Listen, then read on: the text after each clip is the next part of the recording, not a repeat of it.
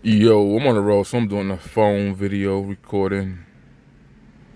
Would love to be home on my computer doing my thing, but it is what it is. But I'm gonna have to just start doing it more like this to be consistent again. But I just watched the clip where Wade addressed the comments of, what happened with him going viral and whatnot with his wife, the 50-50 thing, which has been a topic of conversation the last few years on social media. Yeah, it's funny how these things hit and they don't go viral, but then they hit again now. And it's like every podcaster, every YouTuber is talking about the same things we done had discussions about 10, 15 years ago, but it is what it is. But this it was something that popped up years ago already when they first got together. And it wasn't even that deep. Like what Gabrielle, this is the one thing that they've done in their weird ass family that wasn't not much of a big deal, but all the fake level up, dusty avoiders, Blackistan, divestment chicks. This is going to be a topic of discussion. Out of all the weird things that are going on in a relationship, that's what they chose to harp on is that comment. And it wasn't even that deep though. Like I remember her basically saying like, yo, I'm providing for my own family. Like I got a mama, daddy, cousins, Pookie, Ray Ray, all of them that I'm providing for. And the person she's with, same situation. And she's been divorced, I think, twice. And she ended up paying alimony in those situations. So she has resources that are dedicated to things outside that marriage. Likewise, he was paying alimony and child support for, even though he had custody, which, when we did those videos 10 years ago about that situation, yes, his wife looked crazy as hell outside doing all the stuff she was doing, being extra, but she wasn't wrong with the way he raising his sons, plural, and all that weird stuff. But we did the videos about that, and maybe she was right in that situation. She's foreseeing the weirdness that he's entangled in right now. That's a different conversation though. But it's like weird how when you got a situation where first of all he's younger than her, so off the bat that's gonna be a different thing, different situation. Then they're in Hollywood. He's an entertainer, athlete, and still it's not this cookie cutter thing that a lot of women are talking about. That's not realistic. So they're shooting for ideals for regular men and women in the black community where we know where we stand with wealth and resources and access and all that stuff. We have this hypothetical thing that it's just not practical at all. And then you have celebrities who make millions of dollars, both of them, and they're still doing the same things that regular folks are doing to survive. And I just don't understand how people don't get that. These chicks, it's just they have to speak against this. The black, and I haven't watched it. I can just assume, I haven't watched the typical Chrissy's, Paris, and what's that, Yanni now. Like, I haven't even watched, but I already know they've been saying the same shit for the last 10 years on YouTube. So I assume it's the same talking points or whatever. But none of them are married yet, I don't think either. And last time I remember, the colorist chick was talking about she doesn't even know she wanted to get married and all this other stuff. But it's like, what's the point of leveling up and getting this high value dude or whatever, and you not trying to get married and give him kids? Like, that's the whole point of it. But for whatever reason, all these single women who are experts on dating, whatever, are giving women who are never going to meet these high value, so-called high value men, they're giving them advice and whatnot, and it's just a word circle fuck. But anyways, it made sense though, right? You remember even Kevin Samuels, y'all saying Kevin Samuels, when he was saying all the bills and all this and all that stuff. I'm like, well, wait a minute, he was married before, and his wife, and I think he didn't pay her alimony or whatever, but yeah, that whole I pay all the bills, and you do got some of these dudes who are of means and they know they were doing dirt in the marriage and they know they weren't living right, so they don't care. Some of these men pay to get rid of the wife. They pay to leave. Some of these dudes pay to get rid of the not to be involved with the kids. Like, it is what it is. But that's not practical. Ain't nobody paying everything and all this stuff. Especially, and then when you got ex-wives, ex-kids involved. When you got alimony and you got child support and you taking care of mama and Pookie and Ray Ray and them all, you add all that up. Ain't no man coming into that situation to take on all that and provide for family. And even in the video with Shannon Sharpe, he was saying like, yo, I'm not going to be in a situation where she's spending all my money and building her own wealth. And that's something these fake level up hypergamous chicks be talking about. Like, yeah, I'm going to spend all his money and have mine on the side just in case he decide to leave me and still get half his money when if I decide to leave him. Like, ain't nobody doing that. Them days is over. Like, them days are short lived, especially when you got black folks just getting into wealth. They say that black men be, when we see these numbers and these celebrities and these men have to pay all this and stuff, and like, what y'all worried about that for? Y'all ain't got it. But we are new to it. We are coming into that space for the first time. We are ushering in a level of millionaires. Now, I just saw a clip. I think it was the one dude that used to be with Dave Ramsey, O'Neal dude. He was showing, the white dude was saying, like, the black people have a 2% chance of becoming millionaires. Like, that's low. I think Hispanics is like 2 point something, and Asians is 21% beyond that. So getting in that space is only 2% chance. And then when we get there, you're still dealing with all the other issues. You're still dealing with all the other inequalities, just at a different level. So I just think there needs to be more practical conversations when it comes to this. These men, whether it's Kevin or who else was saying that nonsense? Obsidian was saying that nonsense too. Like, no, ain't nobody paying all the bills in 2023. Therefore, no, because their logic was, well, if you don't pay all the bills, you're going to end up with Stacey Abrams. Like, that's not true. There's Pookies and Ray Rays and dudes that get up every morning and drive some other chick car that's a nurse, and he's driving her BMW or her Audi while she at work, and he ain't providing nothing. So that's silliness. Like, no. I think that most people are average and they get with other average people, but are there situations like Stacey Abrams ain't never seen no man. She probably licking a twat herself, but like when the women cry about the Jill Scott situation or the Sherry Shepherd situation, or these women who aren't all that attractive but they got a little bit of money and they get with men who are beneath them, it's like, that's natural. That goes to Sarge too. Like, I'm not gonna tell a woman who to get with a blue collar, like, that's just naturally gonna happen. The older you get, no matter how much money you make, the older you get, can you have kids, can't you have kids, whatever, these cookie cutter ideas of what's supposed to happen when you're young. We get married later, if we get married, and that comes with a bunch of different baggages and different situations, kids from different marriages, divorce settlements, all. You older, so you can't go hard and work as much as you want to. All that other stuff comes into play. Sickness has been happening, not even including like the things that have happened with the body breaking down or whatever. Like, even in Gabrielle, she ain't had that baby the right way. Test tube baby. Like, could that be a side conversation, of her book talking about she was a thought and she was getting ran through? Could that be a result of all that nonsense? To be like in your 40s finally having a test tube baby? All those things come into play in these conversations that people don't want to address or acknowledge. But this cookie cutter, I'm going to pay all the bills, he going to pay all the bills, he going to do all this.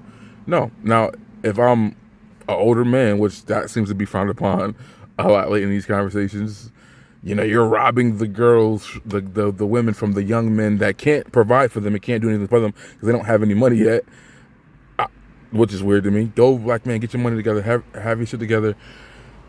But you can't compete with the 40-year-old man who's settled in his career. I'm going to say that my damn stuff, like just turning that age and having a career that, good retirement possibilities, crazy overtime, is different when you up here. It's definitely different sitting up here than meaningless jobs or jobs that, you might have a job that, you get a lot of time off, but you don't get the bread. Or you have a job where you get a lot of bread, but you don't have time off. But when you sit in a situation where you can have both, where you can make as much money as you want and have good time off to go enjoy that money and save and have all your debts paid off and all that stuff, you sit different.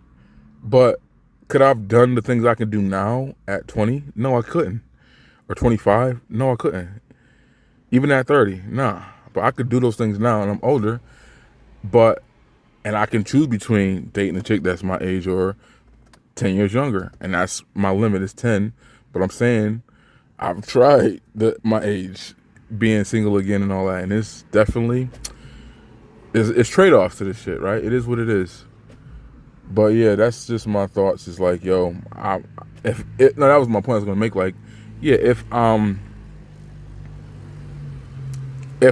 40 with a 29-year-old, 27-year-old, and she has a baby, yeah, she can chill at work and take time off and use her maternity leave, and she ain't got to rush back to work and all that stuff. But if I'm getting with a 40-year-old woman that already got a kid and we not having no more, or maybe possibly, but it's going to be a different situation. I'm willing to do less in that situation. I'm willing to do more if my wife is totally dependent on me. She ain't got a bunch of debt from school and all the other stupid stuff that, or consumer not either. Yeah, you could take your time and chill. Yeah, you don't have to rush back. Yeah, you could stay home with my wife. But these chicks is 35, 40 getting married, and they thinking they going to be in that situation for what? Like, huh? Like, especially the ones that don't even want kids is in these conversations on YouTube talking about hypergamy and high value men, and I want this and I want that, and don't date down. But it's like, you're not even giving the men a legacy. The kids, you don't even know if you want that. And that's the whole point of this conversation. Kids is the only reason. The whole paying most of the bills, doing most of the stuff like that is generally surrounded by around kids. Most of us are getting married later, and 9 times out of 10, she already bringing some other kids to the table. Like, that's just facts. If you're not hopping the fence, if you're not leaving your area code, whatever, 9 times out of 10, even if you date younger, she got some other man's child coming to the situation. So that ain't even really a conversation in the black community. Ain't nobody paying. I see the one video, the dude going viral. I don't know how real it is, but I don't know if he one of them Hotep type cats, but he like his stepdaughter, who he not married to the mom, so why you keep calling her stepdaughter? She's just your girlfriend daughter. But you raised her, whatever, you've been in her life, you provided for her, you helped pay her to go to college and all that. But she wanted her real daddy to walk her down the aisle. He complaining about, all that. I'm just like, hey, fuck them kids now. That's just the reality. I always expect the kid to choose their natural biological father, no matter how much trash that person is, no matter how much they ain't in their lives, they always going to, at the end of the day, choose their biological parent, period, especially boys. They may not rock with them, but there's going to be that moment when that happens, and then you going to feel some type of way, which is why you should have your own kids.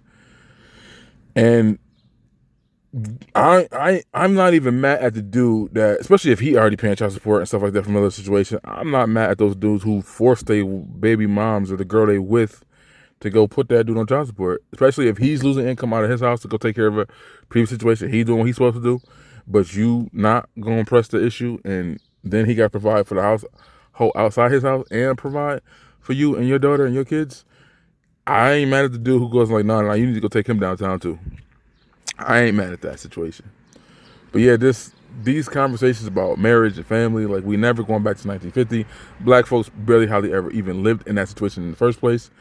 We talking about robots and all types of things, and UBI and the AI taking over eventually and all this other stuff. You see all these tech company people getting laid off. They hiring all the red dots, no feathers to come over to take the tech jobs left, because they'll do that IT job for 45 that you supposed to make 65, but they gonna hire them. We seen it with Disney. They hired their whole staff and had a bunch of foreigners. You train a bunch of white boys train their own foreigners. While we saying go get in the tech, the white boys ain't even in tech like that no more, because the Asians and the Indians is taking over that field, especially on the West Coast. But I don't know. There just needs to be more practicality on both sides. Whether it's the Mansford niggas talking about, I pay everything and this and that and blah, blah, blah, and if you don't do this and that, you're going to get that type of woman. Not true. Most of us are in. I don't understand this either, because growing up, our sitcom was The Cosby Show, right? All of our sitcoms that came after that, it was, except for the Jeffersons, they was, no, not Jeffersons, but Good Times. They were poor. They were broke. But outside of that, all of them were like egalitarian relationships. It was the power couple narrative. Not power couple, but like the blue collar, upper. They were obviously in the Cosby, they were upper blue collar back then with that house that they own and how much it would be. But most of those relationships were like that. It was the first episode of My Wife and Kids was her talking about, I don't want to be a stay-at-home wife anymore. I want to go back to school. I want to go back to go to work. Right? Like, that's been our example for the people who are 80s babies, whatever. We grew up seeing the two-parent household, two people working. Even the Cosby Show started off where Claire was not, she was a stay-at-home mom, and she was doing all that stuff. And I think that, ironically, when she went back to work, her character kind of shifted with that too. I think Bill was talking about something like that when she actually had her own kid. Something changed with the chemistry between them on the show too. But that was our ideal situation growing up watching it. Like, we didn't have the Leave It to Beaver stuff. Again, the only episode we really got was the Good Times, and they were poor and they lived in the projects. Every other example, for the most time, maybe I don't know if his wife worked in Good Times. I think he owned a dry cleaner business, whatever. But he was kind of wealthy though. He owned his own business, so that's different. So she probably would have had the luxury, and she was kind of bougie too. I seen in the conversation that Keke Palmer got in trouble for because she said Claire was bougie, and all these women trying to defend that nonsense, and black people trying to defend this iconic character, which I didn't like her character at all. But she was bougie as hell. She was a little uppity ass woman, but that's a different conversation. But yeah, I'm at 15 minutes, 16. That's just my thoughts on that. People gonna do what works best for their household. There is no cookie cutter XYZ. There's sicknesses in marriages, there's layoffs, there's raises, especially when it comes to, like, I mean, look at Gabrielle's situation. She was on a show, she got kicked off, she probably wasn't getting paid what she thought she was gonna get paid. She probably definitely got a settlement to leave. But I'm just saying, like, all that stuff, like, you might be up one season, you might be down the next season. Sherry Shepherd was up all those years on The View, got divorced in those situations, didn't have no real work for a minute, and she's still paying alimony and child support for stuff like that. You can't even use these celebrity relationships with money and all that, being the head of the woman, stuff like that, because it comes and it goes quick. And I don't understand why people don't understand that. Like, we just came out of a 2-year pandemic. Like, we a year and a half out of a 2-year pandemic where everything changed. And yet we still having these conversations as if everything didn't change. A lot of stuff went back to normal though for, like, a lot of the nurses, a lot of women in certain fields. They left out of work and said, I want to be home with my kids more. And they were in a situation where they could do that, but their lifestyle has to change. They can't keep living the way they were living with two incomes now with just his. Like, how many you fake level up hypergamous Blackistan chicks is willing to compromise for that and live a lower level lifestyle, not get that bigger house, not take that many trips? You're not being practical. That's just my video. I'm out.